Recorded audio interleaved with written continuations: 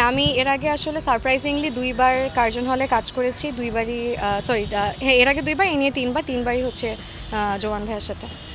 This is the first time আমি ঢাকা ইউনিভার্সিটির Curzon হলে শ্যুট করছি। নর্মালি কার্জন হলে ঘুরতে আসা হয়েছে ফ্রেন্ডসদের নিয়ে, বাট এইবার মানে আসাটা একটু ডিফারেন্ট, যেহেতু শুটিংয়ের জন্য এসেছি। সো সকাল থেকে দেখা যায় আমরা প্রিপারেশন নিচ্ছি শ্যুটটা করার জন্য। সো মাত্র একটা সিন করলাম, সো ভাল লাগছে, একটু গরম।